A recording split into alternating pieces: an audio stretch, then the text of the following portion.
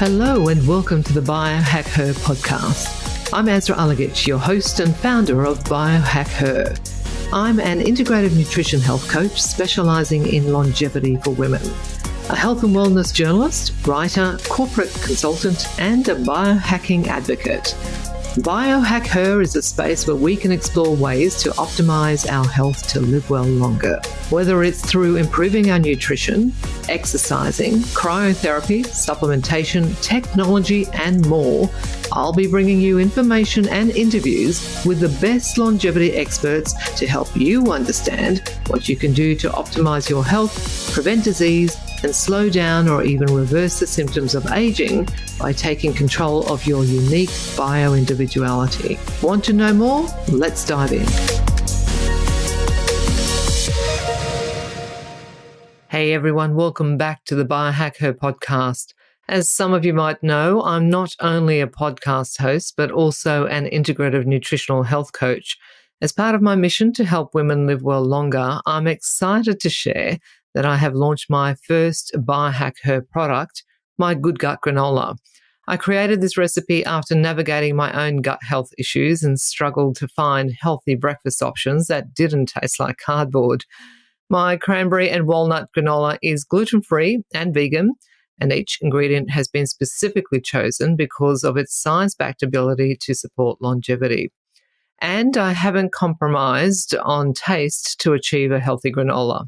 But I apologize in advance because once you start eating, you will become addicted. It's that Moorish. It's now available for my Australian listeners, and you can purchase it online from www.biohack-her.com, where you can also download a free copy of my ebook, Biohack Her, Live Well Longer, a beginner's guide to biohacking for women to optimize your health. Do you know how to breathe? Seems like a silly question, doesn't it? But according to my guest today, breath coach Paula Amsler, many of us don't know how to breathe properly. Paula specializes in helping athletes to optimize their performance and overall health through the power of breath. Now, I must admit, when I first heard of the title breath coach, I thought, we need to be taught to breathe? But breath plays an important role in our health and our longevity. For example, if we're not breathing properly when we sleep, we're unable to obtain the quality sleep required for healing and regeneration. And for those of you who are competitive athletes, learning how to optimize your breath can be a game changer for your performance. Listen into this practical conversation where you will learn how to maximize your breath to optimize your performance and health. Let's dive in. Hey, Paula, welcome to the Biohack Her podcast. How are you doing? I'm doing so well, thank you. Great to have you on. Let's dive in. Tell us a little bit about your journey to becoming a breath and mindset coach. What inspired you to pursue this path? There's been many journeys along the way that have brought me to where I am now. My biggest transformation in life and the entrance for me into breathwork was when we had our first child.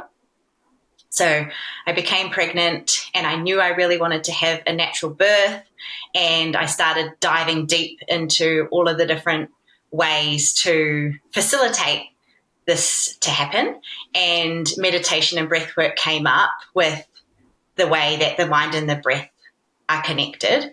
And so I did a lot of meditation, a lot of breath work in the time that I was pregnant.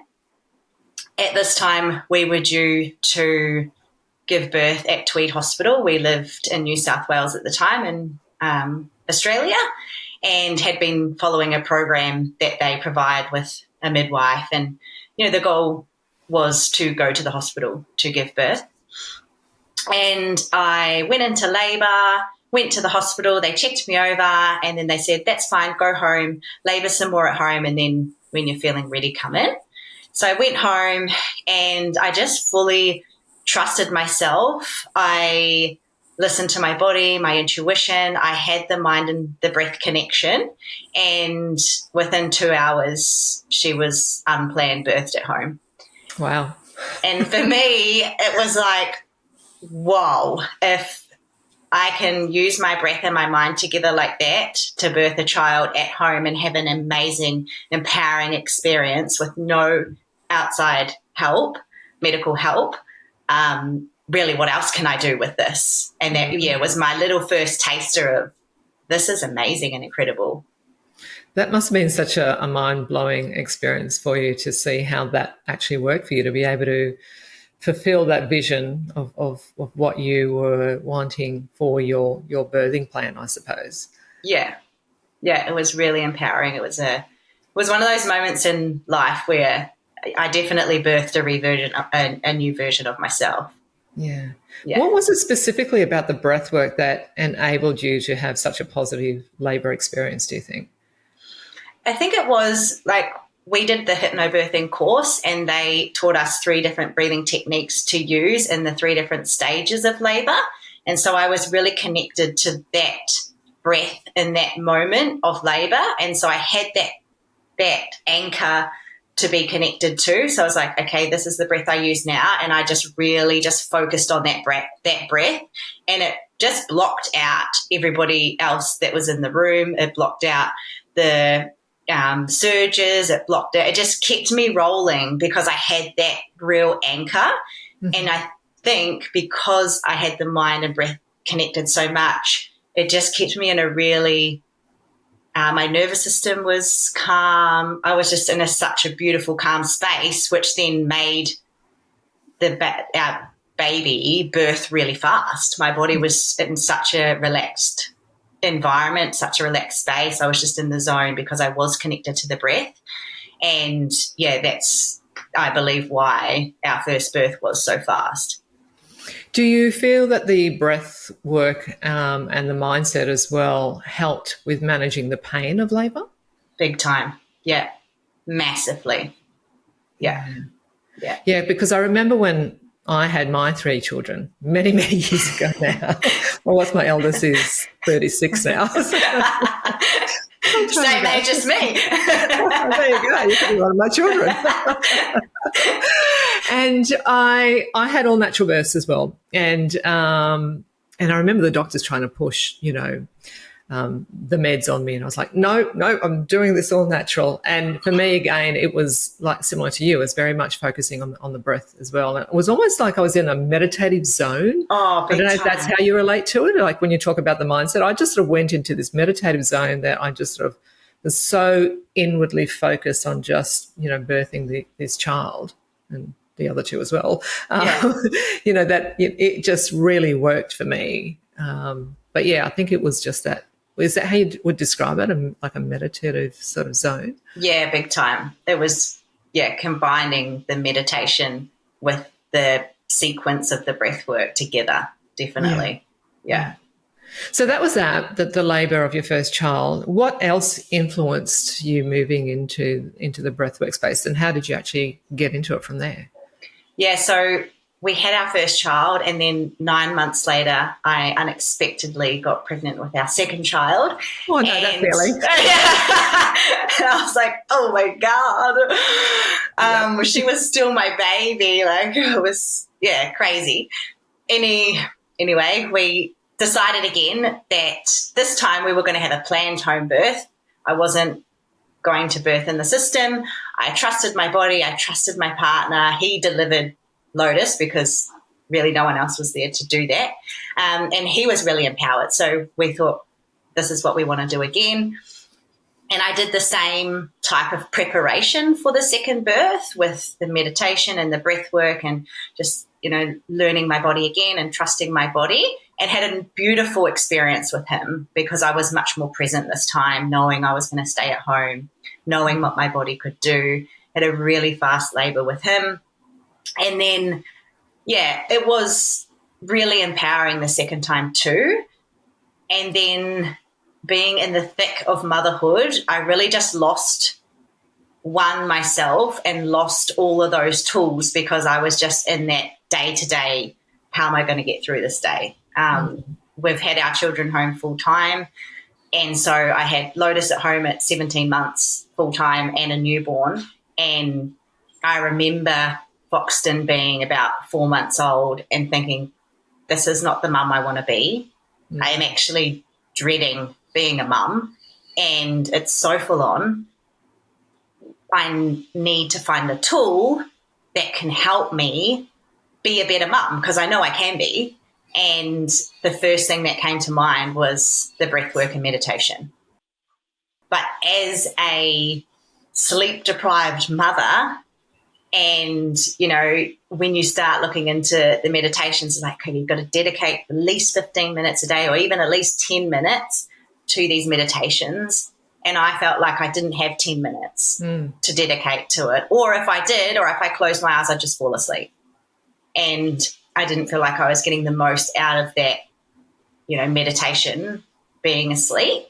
And it started me researching a bit more about the breathwork side of things, and it opened me up to Wim Hof. He was my first experience with different types of breathwork, and read his book, started doing this cold showers, started doing his breathing techniques because they were fast. Yeah. It was, you know, 10 in and out and then a rest, 20 in and out and then the rest, 30. And I could do that. I could stay awake. It actually gave me more energy doing that than the meditation, where I felt like, okay, this is actually just making me fall asleep. And then I wake up, or, you know, the baby cries. I'm like, oh, shit, I'm back.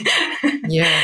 So I was getting some really amazing benefits from that. I felt more gratitude with the combination of doing the breathing at night and breathing in the morning and the cold showers. I was finding moments in the day where I was like, wow, like, how lucky am I? I've had 2 amazing births. I've got 2 healthy kids.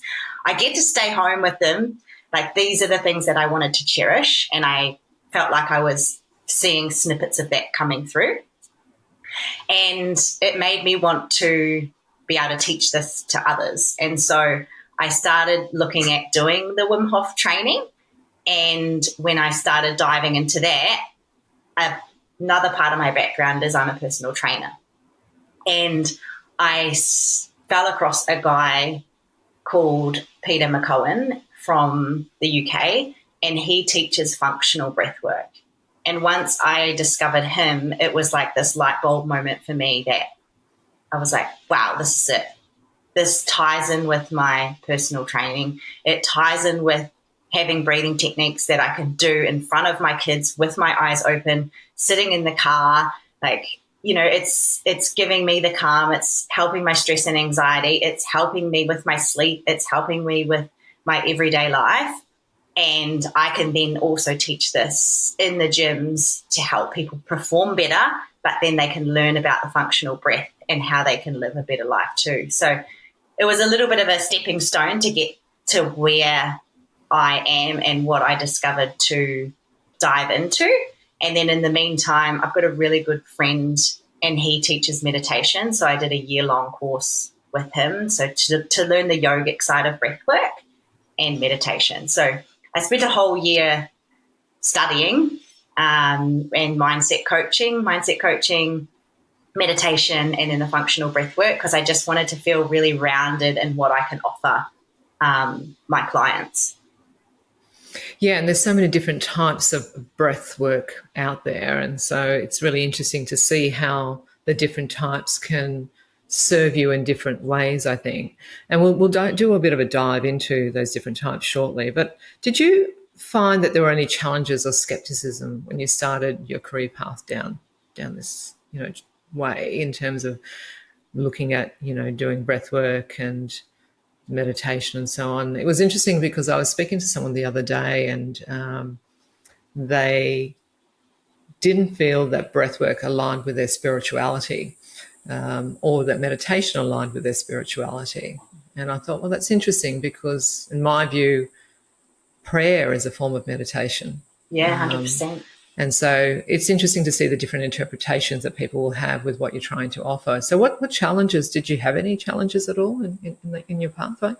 Yeah, I feel like even now I still am finding challenges because of the disconnection of, you know, how meditation and breath work can facilitate and help in your day-to-day life. Like, a lot of people think it's just some woo-woo thing that they, you know, that they're going to add into their life, and is it going to make a difference? Is it not? And they may have experienced different things in their past that they haven't got out of it what they thought, or somebody has told them this is going to give you this and they haven't experienced that, and then they create a belief around that's not going to work for me. So I think even now I still find challenges with it. Even when I say I'm a breathwork coach, I actually had, when I traveled to New Zealand last time, I wrote breathwork coach as my occupation, and the guy behind the counter was reading through, breathwork coach? What? You teach people how to breathe? So I find now even I have challenges. I'm like, yes, I do teach people how to breathe, and you're probably not breathing properly either. Oh, did you say? I wish you actually said that to him. I would have loved to have heard what his reaction was. Here's my card. Dude, you need some serious help with the way you're breathing right now.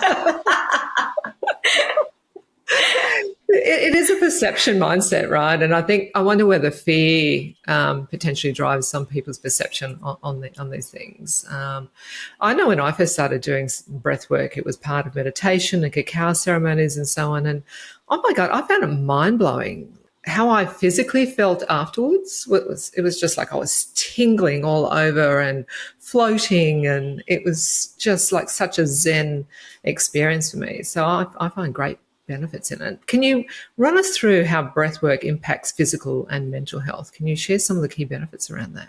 Yeah, I think first I will explain the 3 different types of breathwork, and I think this is what really confuses people. So for me, I feel like breathwork is a really blanket description of what you might get in a session, and then they're really broken down into 3 different categories. So you've got the more Wim Hof style of breathing, which is a hyperventilation type of breath work. So you'll notice if you've ever tried his breath work, or if you're going to, you'll notice it's more of that short, sharp breath. It's bringing a hyperventilation breath in. Can you give us an example? Show us. Yeah, so it'd be like, so that was what it would look like. And it's bringing energy into the body, but it's also creating hyperventilation. So if somebody is going into this type of breath work already stressed, already with anxiety, it actually can increase that. Right. And it can then spiral an anxiety attack or create more anxiety. So I think it has its benefits, amazing. It does have amazing benefits, and it is there as a tool to be able to, help the body manage stress. But we also need to make sure that when we're not in a session, that our body is managing stress on its own with the functional breath work.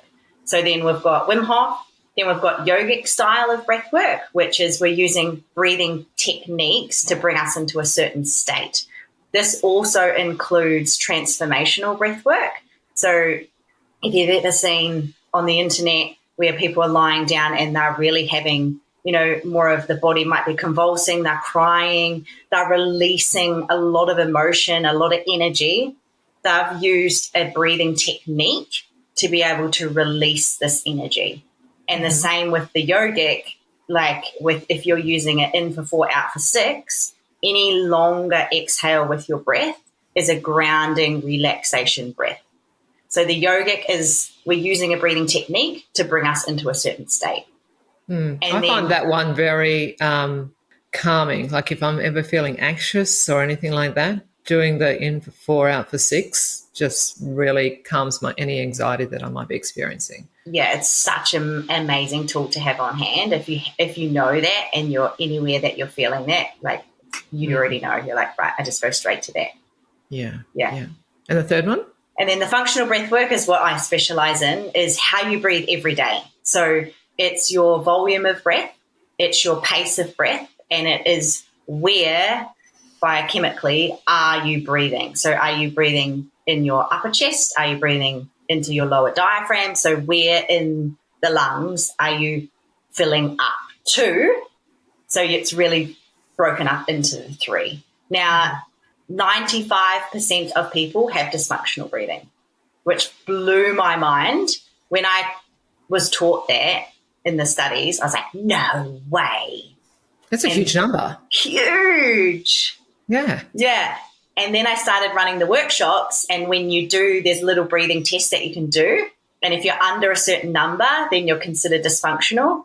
And every time I was doing the workshops, at least, 98% of the people were raising their hands saying they've got a lower number than that. And I was like, well, actually, that number is true.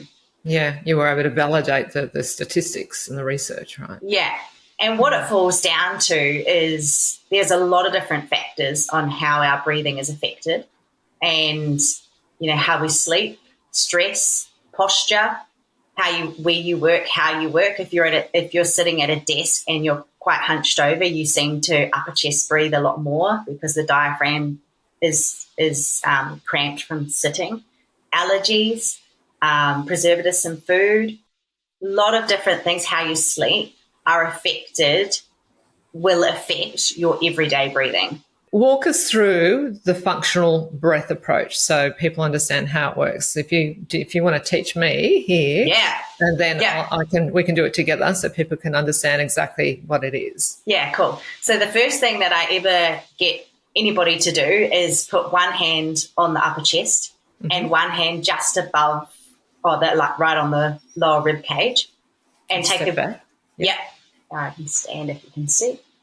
Yeah. All right. And then if we take a big breath in through the mouth, in and out through the mouth, and notice what part of the body moves more. So a couple of breaths in and out through the mouth. And then from here, close the mouth and do a couple of breaths in and out through the nose. Oh, my gosh. Just one. What a difference. So the biggest highlight that I can teach someone straight away is the human body was always designed to breathe through the nose, never through the mouth. So if we are going around day-to-day breathing through our mouth, it's upper chest breathing. So when we did that little exercise, we're upper chest breathing, which means we're only using half of our diaphragm. And if we're only using half, it means a shorter breath. So it's a more hyperventilation breath. So it means we're walking around all day using half a breath, being in a hyperventilated state. It means we're more stressed, we have more anxiety, we're more prone to react because we're not in a relaxed state all the time. And then also when you sleep. So if you sleep with your mouth open, the same thing, your upper chest breathing, your body's never going to go into a really deep restorative sleep, because when we breathe into that deep low diaphragm, that activates that and it rejuvenates our body. So it's day and night. The first thing that I would ever recommend is, if somebody is a mouth breather at night, is to take their mouth, and you'll see benefits just from doing that. Which is a big adjustment, because I've done it, and I'm definitely a mouth breather when I sleep. So am I. It's so terrible. I think the minute it's like my jaw just drops open, and especially if I'm on my back, and then I end up snoring and it wakes me up. But I found that when I mouth tape, that doesn't happen, and I'm actually able to get better sleep. Having said that, I do suffer from sinus issues as well. So for me, it was a bit of an adjustment to start breathing through my nose at nighttime. But I absolutely understand what you're saying in terms of the benefits, because quality of sleep is so, so important for regeneration of the cells, for healing in the body, and actually being able to function cognitively properly, the next day when you wake up as well. So are there different types of mouth tape that you recommend? I'm sure people are thinking, oh, do I get some gaffer tape or some masking tape or what? Yeah, there is a lot of different ones on the market now. The only ones that I promote and sell are the ones that go around your lips. So you can still talk, you can still drink, because you'll find the ones that go right over the lips. If anybody has any type of anxiety, they are going to find that stresses them out. And it's actually going to cause, either they'll just rip it off and they won't try it again, or it's going to cause that panic of, oh my God, I can't breathe. Yes, it's counterproductive. It's counterproductive. Yeah. Yeah. Yeah. So I don't love the ones that go right over the mouth, and I know they're promoted everywhere, but some people love them because they don't have that, association of suffocation with the mouth closed, and that's fantastic. But the only ones that I'll promote and sell are the ones that go around the lips. They just gently keep the mouth closed. Our daughter uses them. She sucks her thumb. She can suck her thumb. When her thumb comes out, her mouth stays closed. So it's just a more gentle approach, but you still get the amazing benefits of sleeping with your mouth closed. Yeah. And it prevents the jaw from dropping as well? Yes. Yeah. Okay. Yeah.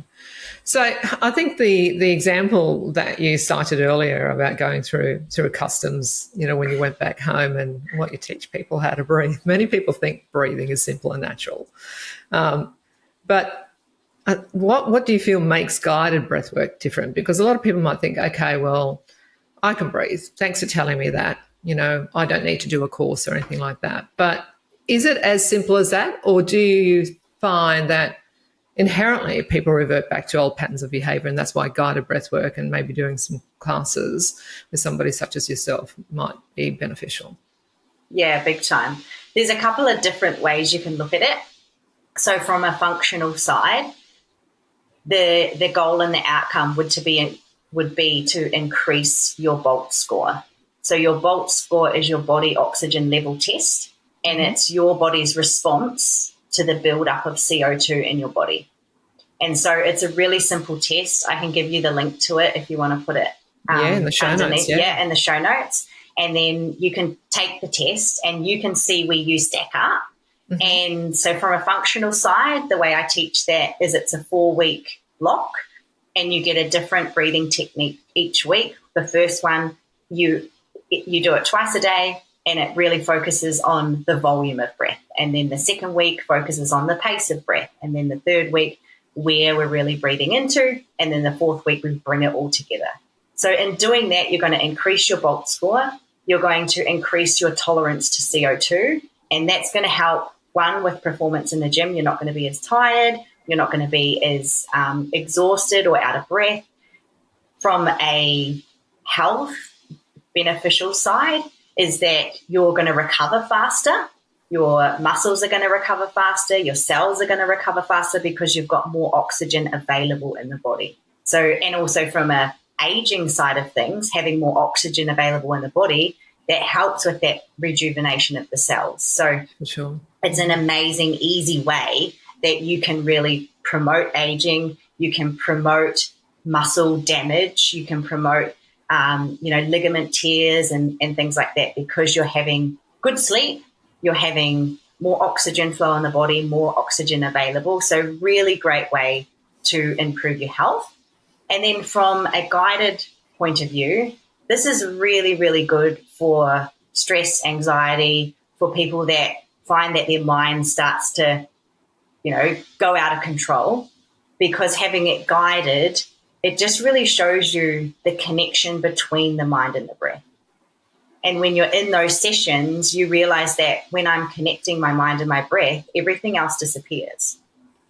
And the more you can practice that in a guided state, the more we then bring that into our everyday life, rather than falling back into the old patterns of, I'm really stressed, I don't know what to do. And then we start to hyperventilate, and then the anxiety kicks in, and then I have a panic attack. Mm. Yeah, so it's learning the techniques in a guided setting, and then to be able to bring those into your everyday life. Just like you said before, I love the 4-6 breath, because if I'm starting to feel a little bit anxious, I just go straight to that breath. Yeah. So it's to be able to teach people that let's feel how good it is in a session, and then you can use that in your day-to-day life as a tool to help you in, feeling calmer every day. Like a lady I worked with only a few weeks ago wrote to me and said, I've been off my anxiety medication because of the tools that you've given me to be able to use in stressful situations. That's amazing. That's a really great outcome, because we don't want to have to be on meds to manage anxiety and depression. There are other ways, such as breathwork, that can help people. Yeah. Before I forget, I just wanted you to explain what the BOLT score is for those that don't know what that is. Yeah. So it's the body's reaction to the buildup of CO2 in your body. So when we do a breath hold, as soon as we hold the breath, the CO2, because we're not exhaling, is starting to build up in the body, and our body will give us a response. So when we feel that response, it's really subtle. It's not like an all-out breath hold. It is you breathe in, you breathe out, then you hold. So you actually hold on the exhale. And then as soon as you feel a response from the body, mine is I feel like I want to swallow. But there's a lot of different responses. You might feel like a little tingle in your muscle or a twitch, or, you know, a little feeling in your stomach. When we do the workshops, there's all different things that come up. One lady said she actually felt like she wanted to vomit, like it was just like that kind of feeling. Mine comes in the stomach, definitely just under the diaphragm. It's sort of like this twitch that happens. Yeah, and it's really subtle. And so once that feeling comes up, we take the hand away, we have a timer on, and then you'll just stop the timer. And so it's giving us the tangible, you know, number to be like, okay, this is when my body starts to give a response that I'm not okay, there's too much CO2 in my body, and I'm going to switch on a stress response in the body. So think about that in a way. If you have a really low Volt score, that stress response is going to be switched on a lot more. As soon as you exercise, What should the Volt score be? Well, the ultimate goal is 40. 40. Yeah. Okay. And most people that you've been teaching, what typically is there an average that you're finding? Yeah. In the workshop, the lowest I've had in a workshop is 7. And then, as I said, like 85% are under the number. But I'm not going to say the number, because what happens is people then go and do the test and they just hold and hold and hold, and they're like, oh, yeah, I'm good. It is. You have to do the test first and then find out what the average number is. I do this in the workshops too, because then there's always one person that says, you could have told us beforehand. I was like, yeah, I know. So then your ego could come in and you could hold it. Yes. No, good point. That's right. So 85% are under the average number for dysfunctional breathing. Yeah, which is pretty crazy. Yeah, yeah. So you incorporate mindset coaching as well. How does that factor into the breath work? Yeah, so the mindset coaching is all about your limiting beliefs and what's holding you back and really creating the life that you love. And for me, this happened to me and I was affected in a completely different way than the breath work. I was, to make it really short, I was married really young, and I came from a big Catholic Christian family, and I believed my purpose in life and to be valued and be worthy by my family was to be married and have kids. So I was just like, okay, somebody marry me.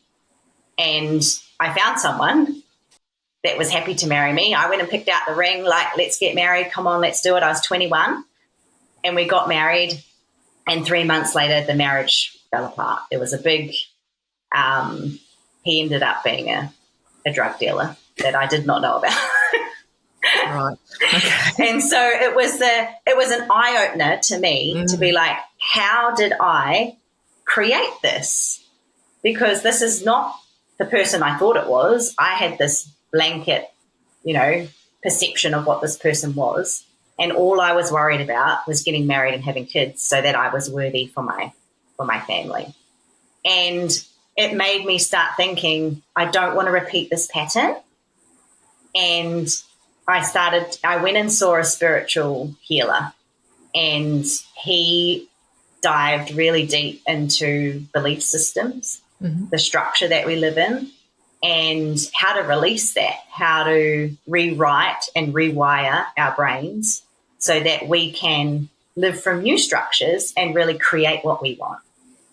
And for me, it was completely life-changing from the fact that, always dating men that I never felt satisfied with. And then from doing this work to then say, okay, I'm ready, and finding the love of my life, having 2 kids, like it's incredible. And that's also now why I want to teach that. And I love that it just ties in so beautifully with the breath work, because you're creating a life that you love, you're releasing the limiting beliefs, and then the breath work gives you those tools that you can use, in your day-to-day life to improve your health and wellness. So transformational. And I think that obviously what you experienced with your first marriage as well was influenced by your upbringing, by your community at the time, your family, as well. And I think that the transformation that you've gone through will significantly influence your children's future as well, because we should not underestimate the intergenerational trauma that is carried on in our genetics and how that influences our children's futures as well. I know, with my Bosnian heritage, how I've struggled with some of that generational trauma that's been passed on through my DNA. Yeah. So to be able to be so aware at such a young age, Paula, for yourself, to be able to seek out that sort of guidance, I think that's such a credit to you, and such a growth mindset as well, which is super cool. Yeah, thank you. I think having the kids has given me more purpose to do the work, but then also to be able to, share it with them, and to be able to think, okay, how do I parent in a way that, they are going to create their own beliefs, but how can I parent in a way that I know that that they can validate their own worth, and they can, love themselves and know they're loved by them. They don't need to have that by somebody else. And it has really changed how I parent. And with the breath work too, we use that every day as a tool. The kids know how to, have those tools to regulate. And it's really fun to be able to bring that in. It's like what I teach to adults, but then I teach it to them too. And they're like my little experiments to be able to, like, come on, we've got to do this. Or, it doesn't always go to plan, but it's really cool that I have those tools to use. So to regulate, you're helping the kids by using those tools to teach them how to regulate their emotions so they're not as reactive. Is that what you're... Yeah, a really good one for any parents that are listening, and something that you can take away that we use all the time with our kids, is the smell the flowers, blow out the candle. And it's a mind and breath connection to teach the kids.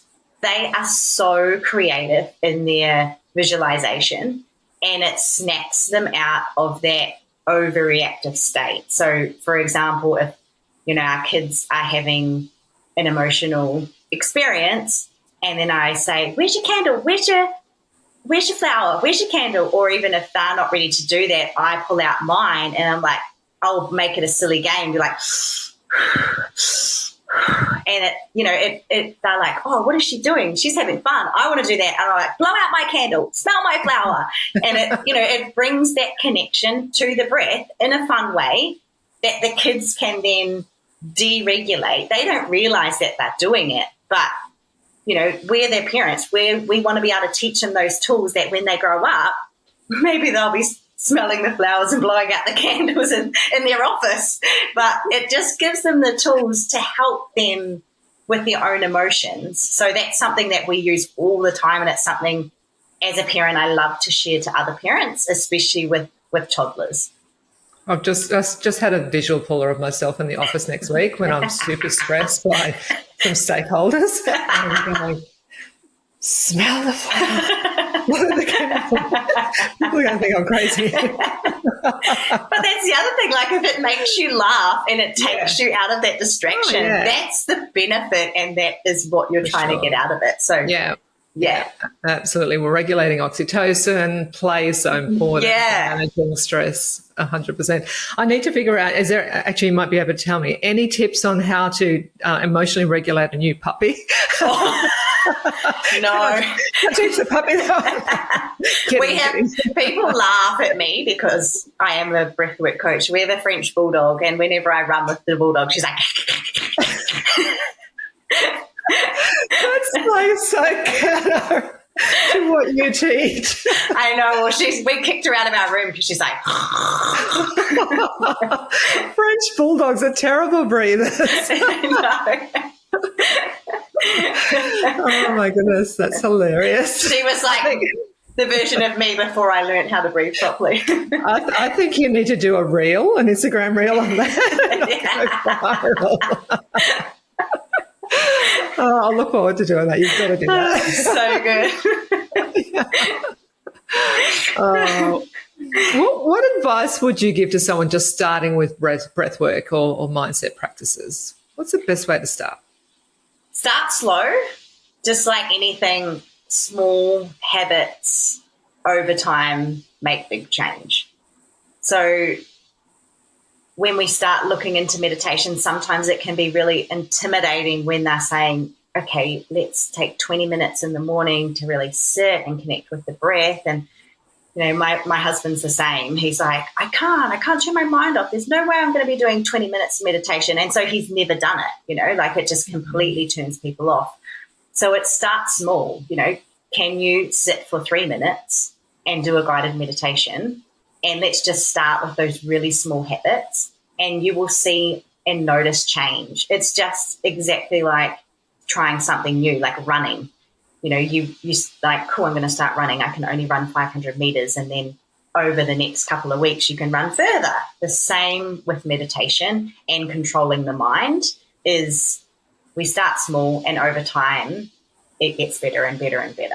So my biggest advice there would be, start small with those habits, whether it's breathwork or meditation. There's a really good functional breathwork technique called the warm-up breath, and it can be done with your eyes open. It's really good for before sleep. It's really good before you train. It's really good for stress and anxiety. It naturally opens up the airways, really good for any type of allergies, sinuses. It uses the nitric oxide, which is the body's natural gas, to open our airways. And so it's a really good technique to have. It goes for 2.5 minutes on hand. You could start with that morning and night, and you've got 2.5 minutes. You could do it in your car before you go to the gym. You could do it in your car before you step out to go to work. It's just starting with those little habits. That's way to start the day. Hey, yeah. You mentioned about your husband saying, "No, I can't do it." How can someone recognize when their mindset is holding them back? That's a great question. How can people realize? I think the biggest thing, how can people realize that their mindset's holding them back? If they look back in their future and the pattern is replaying itself, then it highlights to them that their mindset's holding them back. If they're always saying, I can't do this, I can't do this, I can't do this, but then they're also saying, I'd really love to do this and I'd really love to do this, like what is stopping you from doing that? Your mind is stopping you from doing that, because how we do one thing is how we do everything. So if you're saying, no, I can't do this one tiny thing, where else are you saying no in your life?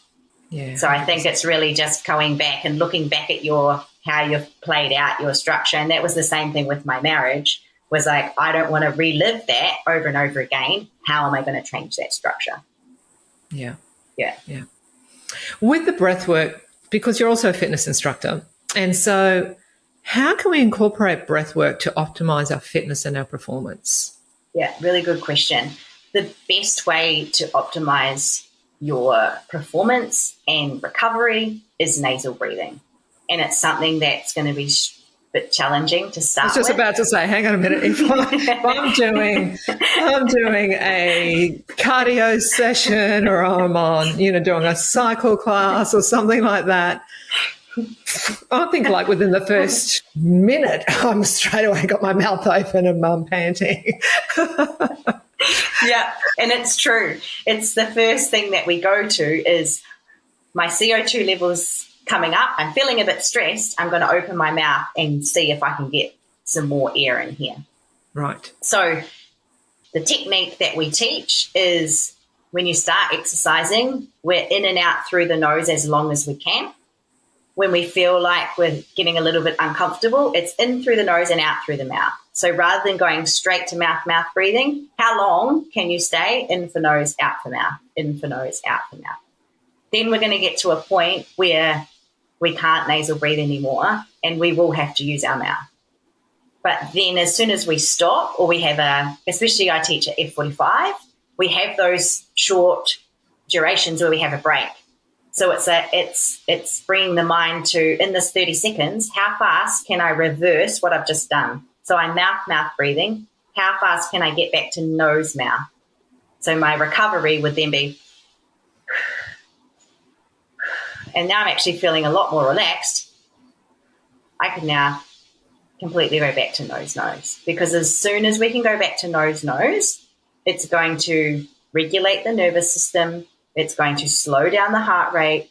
We're actually bringing more oxygen, available oxygen, into our bloodstream. And so when we start the next exercise or the next station or the next set, we have more available oxygen for our muscles and are not going to fatigue as fast. Mm-hmm. So the technique is nose, mouth, mouth, and then you reverse. How fast can I get back to nose, mouth? How fast can I get back to nose? So by implementing that strategy, is it possible that with practice and over time, that at some point you could do an F45 class, as an example, with just doing all nose breathing, do you think? Or is that not attainable at all? Would you all, would it, I mean, I'm thinking even like with extreme athletes, competitive athletes, are there any out there that would just do nose breathing the whole time? I know that there's a few marathon runners that are testing, and they're doing marathons with their mouth taped the whole marathon through nasal breathing. And what we're taught through, who I was taught through, is the elite athletes are going to always get to a point where they're going to have to be breathing in and out of their mouth. They're at an elite stage, and, you know, the exercises that they're doing, or they're doing a really short, you know, sprint set, and they're going to get to that point of mouth, but they're still then utilizing how to recover as fast as they can. With F45, I fully believe you could get to a point where you can do the whole thing through your nose. So what I'm hearing, correct me if I'm misinterpreting this, that the point of this approach primarily is not about the management of oxygen within your bloodstream, but about recovery, so that you're able to enable faster recovery. Is that right? Yeah, and the two go hand in hand. So the faster we can recover, then we have more available oxygen in our bloodstream. So what we were taught originally as a PT is take a big breath. And when I hear take a big breath, it's like this. But what we've learned, and the science behind functional breath work, is you need some CO2 in your bloodstream for the hemoglobin to release oxygen into the muscles. So if we're releasing too much CO2, the hemoglobin actually holds onto our oxygen. Mm-hmm. So we think we're doing ourselves a favor by relieving ourselves by breathing in and out of our mouth, but we're actually releasing too much CO2. The hemoglobin holds onto the oxygen, and our muscles don't recover as fast. Interesting. Yeah, so it is really a combination of the both. We're recovering, we're slowing down the heart rate. By closing our mouth, we're retaining more CO2. By retaining more CO2, the hemoglobin releases the oxygen into the muscles, and we recover faster. Mm. And I think this is where the mindset comes in, because, you know, I think our bodies are, you know, normally quite intuitive.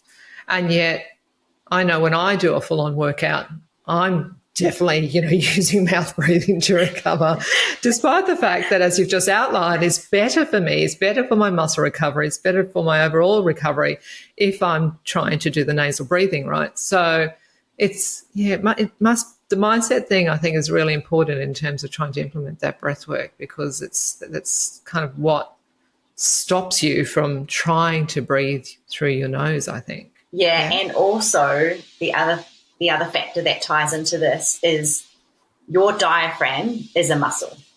And if we have been breathing for the last 10, 20, 30, 40, 50 years through mouth breathing and upper chest breathing, and we're not using the diaphragm as much, it's going to get weak. The same as our bicep, the same as our quad. If we're not using it, they're going to get weak. And when it gets weak, it's harder to use, and it's easier to breathe through our mouth. And so it takes time then to, you know, be comfortable and build that muscle back up. And the way we build the muscle, the diaphragm muscle, is bring resistance to it. Exactly the same as if I said to you, how would you build your bicep in the gym? You'd grab a dumbbell, a cable, but you'd bring resistance to the muscle, and it would strengthen the muscle. When we nasal breathe, we bring resistance to the diaphragm, and it feels uncomfortable. Like when we're doing, our heavy sets of bicep, it feels uncomfortable, but it grows our muscle, and we know that it's better for us. It's interesting that we're so focused on the external, right? We don't even tend to think of, developing muscle in our, or that resistance in our diaphragm and building up the strength there, or any other internal, organ or body part. I just think it's fascinating that we're so externally focused, and I wonder whether that's a result of, social norms, and social media and so on. But you make a really interesting point about the fact that, I've probably been breathing mostly through my mouth for the past 50 plus years, so when I try to do nasal breathing, and even here I'm like talking to you, I'm being so much more conscious of breathing through my nose, and I'm very conscious of the fact that, it's my belly is expanding more than what I typically would when I'm just, not conscious of my breath. So it's fascinating to me how, that mindset factors in for sure. Yeah, and it also helps. There's two factors that I'd love to highlight that are benefits from nasal breathing. One is when we're nasal breathing and we're bringing resistance to the diaphragm, when we're thinking of our core or our core stabilizer muscles, the way we want to think about it is a box. So your diaphragm's at the top, your pelvic floor's at the bottom, then you've got your abs at the front, and then you've got your spine at the back. Now, as a PT, I was taught if someone's got a sore lower back, let's work on their core. They must have a really weak core. When I did my functional breathing course and they taught us, it's a box. That is your stabilizer. If we're only working the front and the back and the top and the bottom are weak, the whole thing's going to collapse. And the same thing here is if you've got a strong pelvic floor, you've got a strong core, and you've got a strong back, but you've got a weak diaphragm, it's also going to collapse, and you're going to have a lot of lower back pain. So 70% of people that have lower back pain have a weak diaphragm, because think about your box. If it's weak at the top, it's just collapsing down, and all that pressure comes onto your lower back. Makes sense. Yeah, so that's something that I really want to highlight, because I've had a few people come back to me and say my lower back pain has gone because I've strengthened my diaphragm. Had nothing to do with my abs, had nothing to do with my pelvic floor. It was the top of my box. That's how I visualize it. The top of my box was weak, and now it's nice and strong, and the whole thing can stay together. Yeah, great tip, great takeaway. And then the other one would be your immune system. So breathing through the nose, because the human body is designed to breathe through the nose. Those small little hairs are there to catch the bacteria and help our body keep it out and, filter what's coming in. So I used to scrape my tongue all the time. Yep. Because when I woke up, I had so much gunk on my tongue, and I never really thought why. And I just knew, that was a great thing to do, was to get rid of all of that. Yeah. But no one told me where it came from, right? And so when I started taping my mouth, I was like, oh, I'm waking up. I don't have any gunk on my tongue. I don't have to use my scraper anymore. And it's because when I slept with my mouth open, all of that bacteria was coming into my mouth. I was then inhaling it through my mouth. I was then swallowing the bacteria. It wasn't being filtered through my nose. It was then building up on my teeth and causing tooth decay. And so, there's that massive side of it too, where if you can just take your mouth at night, if that's the one thing that you do to improve your functional breathing, you're going to improve your immune system. You're going to strengthen your diaphragm. You're going to be having a deeper sleep. So like you said, you're going to wake up, your cognitive function is going to be better, you're going to wake up more refreshed. There's so many benefits just from improving your sleep at night. And significant longevity benefits. Yeah. improving, having quality sleep at night, significant benefits from improving that. So get your mouth tape, everyone, and start wearing your mouth tape. Please. Where do you see this field heading in the next 5 to 10 years? I mean, breathwork's been around for, since, many, many, many years. But where do you think it'll go in the next 5 to 10 years? Do you think people are becoming more educated about it and more accepting of it? I think that's the one amazing thing about the internet, is that, a lot more good things are being shared, or, it's more available for people. And so I think, it's definitely doing a bit of a circle at the moment where people are looking at what other ways are there to improve my health, rather than just running to the doctor and getting medication. Or they may have been on medication for a long time and think, actually, is there another way? And then they start looking at all those different avenues. So I think it's definitely a pillar of health that's becoming more exposed, which I love. So, I think it's just going to keep expanding. Yeah. What's the most rewarding part of your work, and how do you hope to make a lasting impact, do you think? My most rewarding part of my work is hearing people's testimonials on how it has changed their life. I've had 2 that I always talk about in the workshops. One, I did a workshop and there was a couple that owned the gym, and only one of them could come because they had 2 young kids. And so she sent the husband, and he reluctantly came. He did jiu-jitsu, so he knew that he'd get a benefit from that. But chronic snorer, chronic mouth breather at night. Came to the workshop, did all the exercises, gave him the mouth tape, and then about probably a week later actually, he'd been using the mouth tape. And I got a message from her, and she said, "You are saving my marriage." She said, "I'm sleeping in the same bed with him every night. I don't get woken up. He's waking up a happier, more bright person because he's getting a good night's sleep. And it's, changing how we wake up every day." And for me, I'm like, wow, if one little thing can change someone's whole, reality in life, that's so fulfilling for me. So that was the one, because, that he just did the mouth tape and it made a huge difference. And then another really amazing testimonial that I had from a guy who came to another workshop reluctantly. He tracked his sleep and he could never get over 30 minutes of deep sleep. And I said to him, "It's because you sleep with your mouth open. Come to the workshop. I'll explain it all to you." The thing I love about functional breathwork, it's all science-based.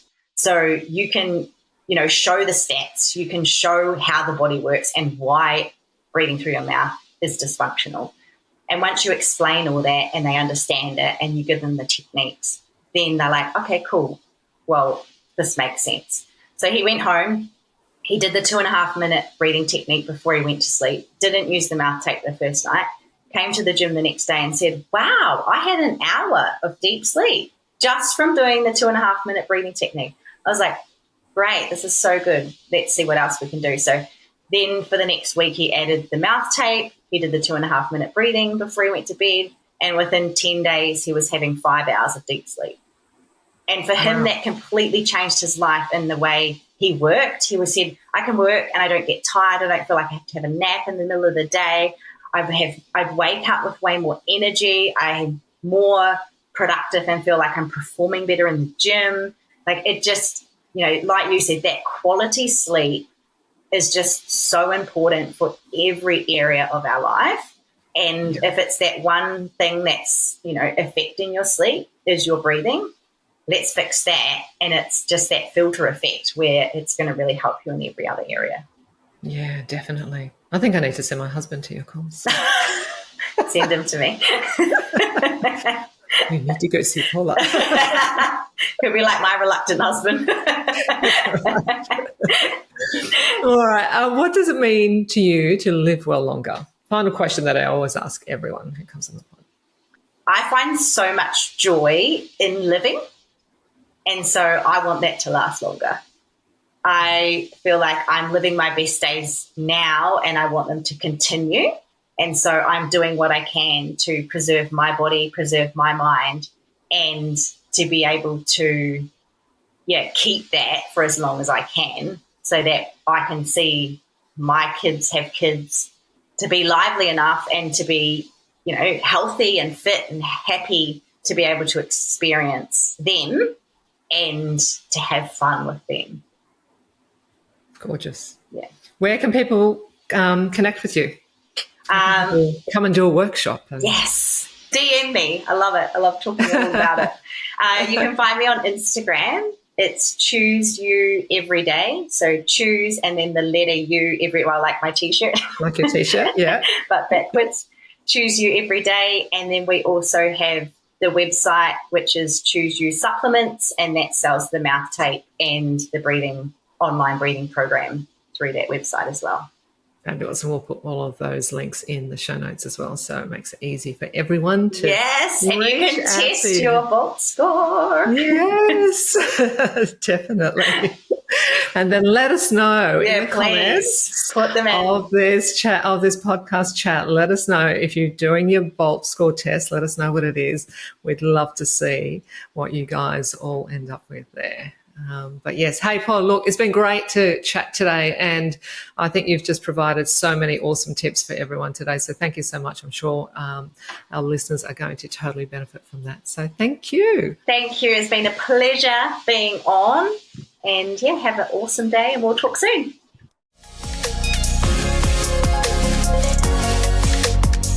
Well, that's a wrap for today's podcast. Thank you for tuning in. And if you'd like to learn more about biohacking, go ahead and sign up on my website at www.biohack-her.com to get a free copy of my 5 top biohacks to get you kick-started. While you're there, you can also check out my blog page for more tips on biohacking. If you'd like to subscribe to this podcast, you can do so on Apple, Spotify, and Google Play. Let us know if there's anyone you'd like us to talk to in particular, and we'll endeavour to get them on the podcast. Until next time, remember to live well longer.